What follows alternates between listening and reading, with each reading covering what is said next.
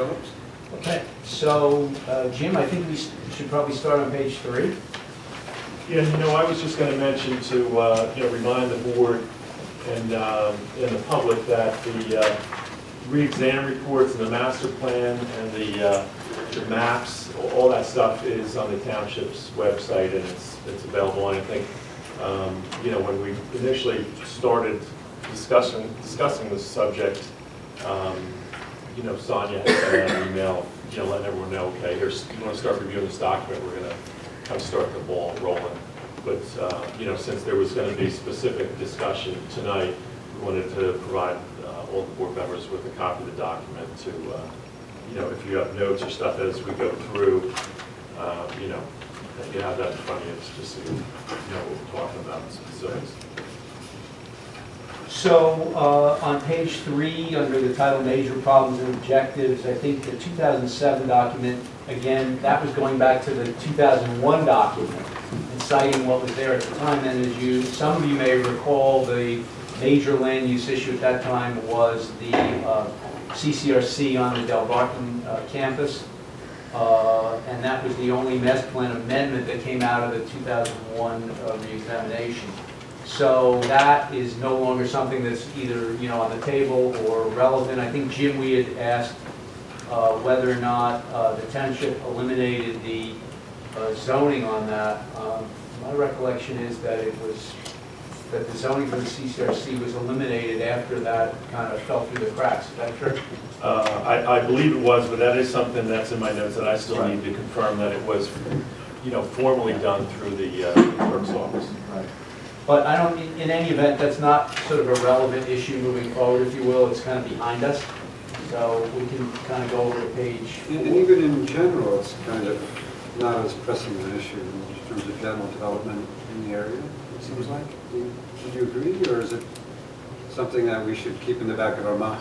When you say, are you talking about the issue of a CCRC? Yeah, in general, and age-restricted housing. Yeah, well, I mean, as you know, Rick, these things have gone through cycles in terms of the market.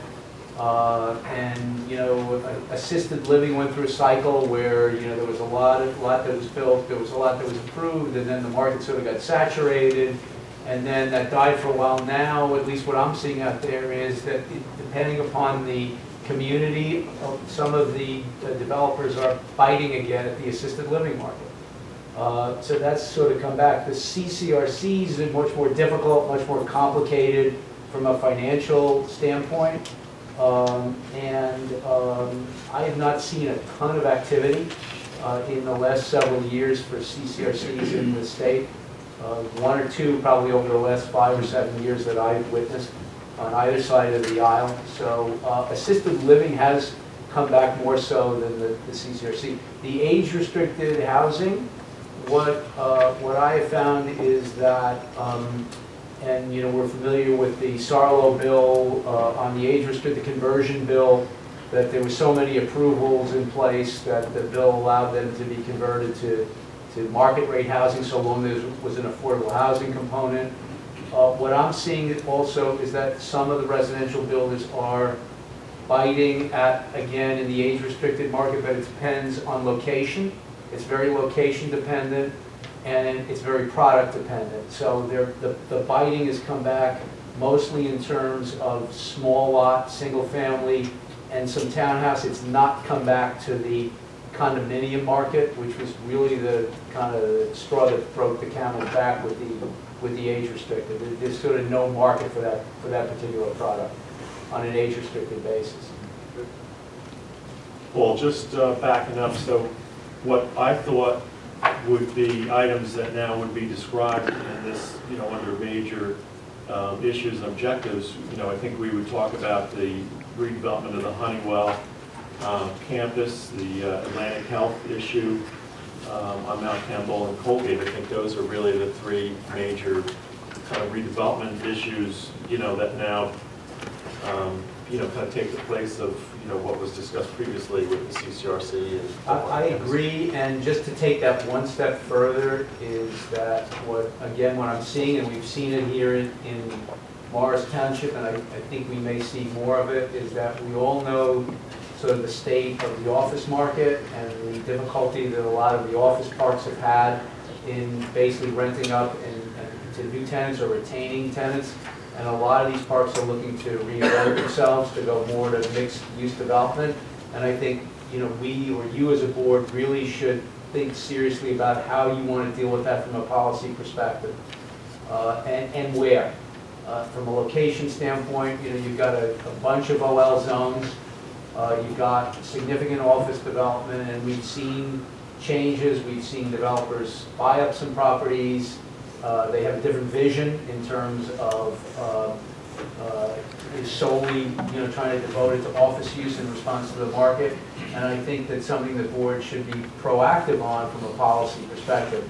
Obviously, we're not going to cover that tonight, but I think that's something you should all keep in the back of your minds, because Jim's spot on. I mean, we saw it with Honeywell, we saw it with Colgate. Atlantic Health was a little bit different because it was a healthcare facility. But the office parks in the towns, I can foresee that you're going to have more and more requests to take a look at the zoning and what development may occur in the future on those parcels. And I think it'd be important to be proactive about that to the extent that you can do. So I would agree with you, Jim. And that kind of leads me to another subject that the planning board's talked about over, I'll say the course of the last couple of years. And it may have started with the redevelopment of the Verizon building on James Street, now known as James Place, where the 92 townhomes were constructed there. The board expressed concern, or a couple members of the board expressed concern about the potential conversion of office or commercial space into residential, and we want to make sure we kind of have the right balance of that sort of stuff. So I've been working with the assessor and kind of keys in with the updated tax map, which has been going on for many years, with the updating the data for how the properties are coded in what's our GIS, so we can do searches. And what we found when we initially looked at this, there was properties, I don't think it was really used all that much, but the properties were tagged with what the zone was. And you may recall that we saw some of that stuff when we were going through the cleanup on the zoning map, that what the assessor had it listed as, might have been OSGU, and it should have been something else. And we've cleaned up a lot of that data, and hopefully that gives us the ability to do some accurate searches on okay, how much property do we have in the township that's, zoned OL5? How much is OL40? How much is I-21? So we can kind of look at that breakdown, of the property. And that's something, as I mentioned, we've been working on, and hope to, have that data for you guys to take a look at as part of this master plan process. Okay. Before we leave page 4, since we really do need to revisit all these goals, Goal 1 is preservation of residential open space character of the community. We'll await your response, but we as the TCC felt that that was a goal that we would want to continue to have in our master plan document. And perhaps with the nuances that Jim mentioned about sort of rethinking some of the office projects and from a land use perspective, but we thought that would be something that you wanted to continue to be a major goal and objective of the master plan. So unless there's disagreement, because we do have to address this when we go forward. I'm assuming there's not going to be disagreement on that issue, but Not based on what we know today, I don't see. Linda, do you have a comment? Well, I just, as I read through what's written on Goal 1 and what's written on Goal 4, they seem to be similar in nature, unless I'm missing something. And both of them talk about preserving residential. I guess the Goal 4 is more oriented toward, it speaks to low-density single-family homes, which is the bulk of our housing stock in the township now. But it also speaks to multifamily development in carefully selected areas, which would be, probably tied to your conversation about the proactive policy on office park reinvention. But I'm just wondering, do those two are they sufficiently unique That's my question. Are they sufficiently unique? Is there something we need to do to either make them sufficiently unique or to perhaps consider some kind of consolidation? And I have really no formal opinion one way or the other. Yeah, you can do it either way. I think that the major distinction is that, as I recall, that goal one kind of includes beyond low density, the open space component. So, I mean, it can go either way. Well, I think that if we change goal one, to make it more crisp, if you will, to speak to recreation and open space, and then bring in our policy relative to housing stock in goal four, that would make it more clear, because I think it kind of bleeds confusingly into one another. Just my personal opinion, so I'll just. I have no issue with that, and it's the board's pleasure. Just for consideration. Yeah, as we go, I think we should consider that, but let's see what else. Yeah.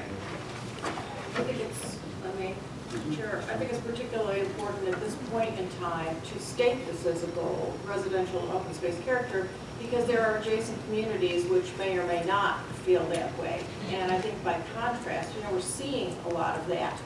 And we have no control over what goes on in the adjacent municipalities, but that's part of our context. And if we don't state this very specifically as a goal, then, there might be lack of clarity about how we feel about open space and residential versus other communities. I think we have something special here. Okay.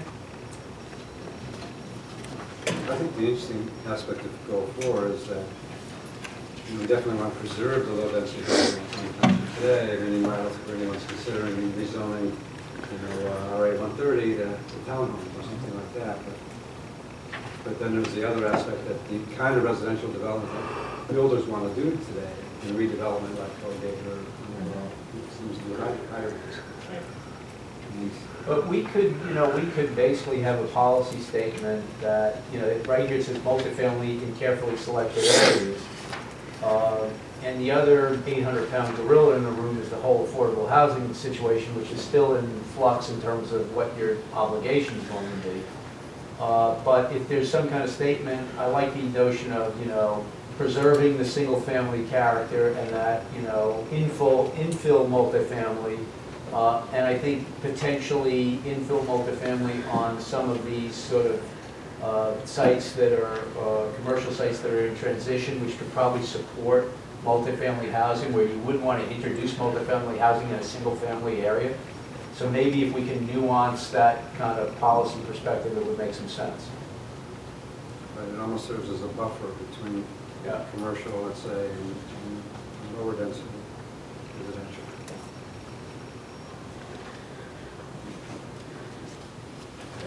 On goal two, it's kind of a general statement about pollution. I think that makes sense, talking about, the benefits of water quality, air quality, that sort of stuff. But I thought that we could add, kind of another element of that because of, traffic issues that we face. I mean, cars or hundreds of cars sitting on a roadway idling doesn't really do anything to help minimize pollution. So, this may key in some issues where improvements need to be done, on Hanover Avenue to, help eliminate traffic. I mean, the Park and Columbia intersection is another one that comes to mind that, we add some more language in there specific to, helping reduce congestion and improve air quality, that sort of thing.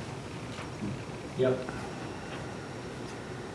And I think the goal, I don't think anyone's going to be against the goal of minimizing pollution. So, unless I'm mistaken, I think that's like mom and apple pie. So.